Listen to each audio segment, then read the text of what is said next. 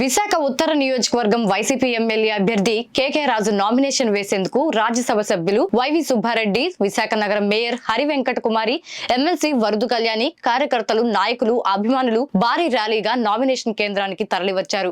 Nomination అనంతరం కేకే రాజు మీడియాతో మాట్లాడుతూ రాజ్యసభ సభ్యులు వైవి సుబ్బారెడ్డి గారి చేతుల మీదుగా నామినేషన్ వేయడం జరిగిందని, ఈ నామినేషన్ కార్యక్రమానికి వేలాది మందిగా తరలివచ్చిన ప్రజలు, కార్యకర్తలు, అభిమానులందరికీ తన అభినందనలు తెలిపారు. జగన్మోహన్ రెడ్డి గారు నాకు రాజకీయ జన్మనిస్తే ఉత్తర నియోజకవర్గం అభివృద్ధి కోసం సహాయ సహకారాలు అందించి నాకు రాజకీయ పునర్జన్మ ఇచ్చింది వైఎస్ఆర్సీపీ కుటుంబ సభ్యులేనని, అందరి సహాయ సహకారాలతో రాబోయే ఎన్నికలలో అఖండమైన మెజారిటీతో గెలిచి జగన్మోహన్ రెడ్డి ప్రమాణ స్వీకారానికి వెళ్తామని, ఉత్తరాంధ్ర అభివృద్ధికి జగన్మోహన్ రెడ్డి గారు కట్టుబడి ఉన్నారని, హైదరాబాద్ డెవలప్మెంట్ పేరుతో చంద్రబాబు ఉత్తరాంధ్ర ప్రాంతానికి తీరని ద్రోహం చేశారని, పరిపాలన రాజధాని గురించి ఉత్తరాంధ్ర ప్రజలు అడిగితే రౌడీలు, గూండాలు అని తనపై పోటీ చేస్తున్న అభ్యర్థి అనడం వారి విజ్ఞతకే వదిలేస్తున్నానని, ఎలాంటి యుద్ధానికైనా మేము సిద్ధమంటూ పార్టీలకి అతీతంగా మేము రాజకీయాలు చేస్తామని తెలియజేశారు.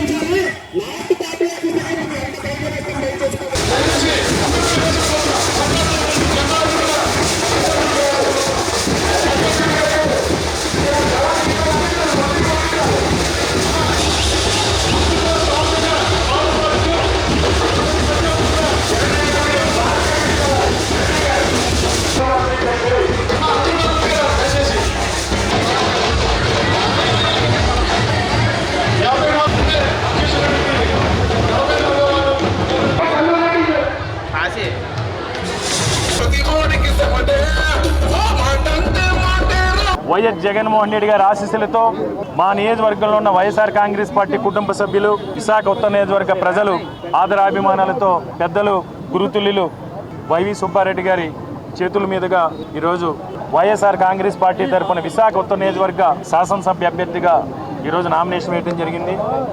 ఈ నామినేషన్ కార్యక్రమంలో వేలాదిగా తరలి వచ్చి ఈ నామినేషన్ కార్యక్రమాన్ని విజయవంతం చేసి నాకు ఆశీస్సులు అందించిన విశాఖ ఉత్తర నియోజకవర్గ ప్రజలకు, ముఖ్యంగా వైఎస్ఆర్ కాంగ్రెస్ పార్టీ అభిమానులకు, నాయకులకు, కార్యకర్తలకి మీ అందరికీ కూడా ధన్యవాదాలు తెలియజేసుకున్నాను.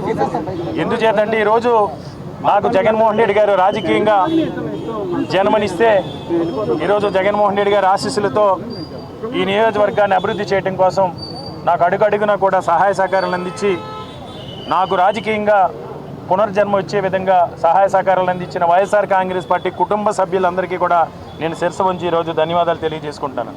తప్పకుండా ఏదైతే నమ్మకంతో జగన్మోహన్ రెడ్డి గారు రెండోసారి వైఎస్ఆర్ కాంగ్రెస్ పార్టీ తరఫున నాకు అవకాశం కల్పించారో అవకాశాన్ని సద్వినియోగం చేసుకుని మా నాయకులు, కార్యకర్తలు, ప్రజల అభిమానులు అందరి సహాయ సహకారాలతో రేపు జరగబోతున్న ఎన్నికల్లో అఖండ మెజార్టీతో గెలిచి జగన్మోహన్ రెడ్డి గారికి వైఎస్ఆర్ కాంగ్రెస్ పార్టీ విశాఖ ఉత్తర నియోజకవర్గం తరఫున ముఖ్యమంత్రిగా ప్రమాణ స్వీకారం చేసే కార్యక్రమానికి మేమందరూ కూడా ఘన స్వాగతం పలకబోతున్నాం. ఎందుచేతంటే ఈరోజు ముఖ్యంగా ఉత్తరాంధ్ర ప్రాంత ప్రజలందరూ కూడా గుర్తుపెట్టుకోవాల్సింది, ఉత్తరాంధ్ర ప్రాంత అభివృద్ధికి కట్టుబడి ఉన్నది ఒక వైఎస్ జగన్మోహన్ రెడ్డి గారు మాత్రమే. జగన్మోహన్ రెడ్డి గారి వల్ల మాత్రమే ఉత్తరాంధ్ర ప్రాంతం అభివృద్ధి చెందుతుంది. ఉత్తరాంధ్ర ప్రాంతానికి తీరన ద్రోహం చేసిన నాయకుడు చంద్రబాబు నాయుడు 1995 నుంచి 2004 వరకు కూడా హైదరాబాద్ అని ఎవరైతే చంద్రబాబు నాయుడు బినామీలు ఉన్నారో, ఎవరైతే చంద్రబాబు నాయుడు బినామీలుగా చలామణి అవుతూ ఫిలిం ఇండస్ట్రీలో పెద్దలు ఉన్నారో వాళ్ళు 1994-90 ప్రాంతాల్లో కొనుక్కున్న వేలాది ఎకరాల భూముల విలువ పెంపే లక్ష్యంగా 95లో ఎన్టీ రామారావు గారికి వెన్నుపోటు పొడిచి 2004 వరకు కూడా ఈ హైదరాబాద్ పేరుతో హైదరాబాద్ పేరుతో ఉత్తరాంధ్ర ప్రాంతానికి తీరని అన్యాయం, ద్రోహం చేసిన నాయకుడు చంద్రబాబు నాయుడు. మళ్ళీ ఈరోజు తర్వాత 2004లో రాజశేఖర రెడ్డి గారు ముఖ్యమంత్రి అయిన తర్వాత ఉత్తరాంధ్ర ప్రాంత అభివృద్ధికి ఆయన బాటలు వేస్తే దురదృష్టవశాత్తు ఆయన అకాల మరణం చెందిన తర్వాత మళ్ళీ 2004 నుంచి 2014 నుంచి 2019 వరకు కూడా మళ్ళీ అప్పుడు హైదరాబాద్ అన్నాడు, ఇప్పుడు అమరావతి అని ఈ ప్రాంతానికి ద్రోహం చేశాడు. కాబట్టి అందరినీ కూడా నేను ఒకటే విజ్ఞప్తి చేస్తున్నాను, విశాఖపట్నంలో నగరున్న ప్రతి ఒక్కరూ కూడా రేపు జరగబోతున్న ఎన్నికలకి మన భవిష్యత్తుకి మనమే బాటలు వేసుకోవాల్సిన అవసరం ఉంది. ఎందుచేతంటే ఒక వైఎస్ జగన్మోహన్ రెడ్డి గారి వల్ల మాత్రమే ఆంధ్రప్రదేశ్ రాష్ట్రం అభివృద్ధి చెందుతుంది. ఈరోజు మనం చూసాం, పరిపాలనా దానికి ప్రతిపాదించిన తర్వాత భోగాపురం ఎయిర్పోర్ట్ కానీ, మూలపాడి పోర్టు కానీ, ఇన్ఫోసిస్, అదాని డేటా సెంటర్ కావచ్చు, ఇన్ఆర్బిట్ మాల్ కావచ్చు, రహేజా ఐటీ టవర్ కావచ్చు, రహేజా కన్వెన్షన్ సెంటర్ కావచ్చు, ఈరోజు వేలాది కోట్ల రూపాయలు పెట్టుబడి, ఈరోజు జిందాల్ ఎంఎస్ఎంఈ పార్కు కావచ్చు, ఈరోజు వేలాది కోట్ల రూపాయలు, లక్షలాది కోట్ల రూపాయలు పెట్టుబడులు తీసుకొచ్చి ఈరోజు ఉత్తరాంధ్ర ప్రాంతాన్ని సస్యశ్యామలం చేయడానికి ఈరోజు జగన్మోహన్ రెడ్డి గారి సంకల్ప బలంతో ముందుకెళ్తున్నారు. కాబట్టి అందరినీ కూడా నేను ఒకటే విజ్ఞప్తి చేస్తున్నాను, ఈరోజు మీ ఒక్కసారి ఆలోచన చేయండి. చంద్రబాబు నాయుడు ఎప్పుడు కూడా ప్రజలు కష్టాల్లో ఉంటే మాత్రమే రాజకీయాలు చేయగలుగుతాం అనుకునే చంద్రబాబు నాయుడికి తొత్తులుగా ఈరోజు ఒక జాతీయ పార్టీ, ఒక లోకల్ పార్టీ, ఈ కూటమి ఏ విధంగా 2014 నుంచి 2019 వరకు కూడా ఏ విధంగా మనకు ద్రోహం చేసిందో ఒకసారి మీరందరూ కూడా ఆలోచన చేయండి. ఈరోజు వాళ్ళు కనీసం సీట్లు కూడా సర్దుబాటు చేసుకోలేని పరిస్థితుల్లో వాళ్ళు ఉంటే రేపు ఏ విధంగా ఆంధ్రప్రదేశ్ రాష్ట్ర అభివృద్ధికి వారు పాటుపడతారని మీరందరూ కూడా ఆలోచన చేయండి.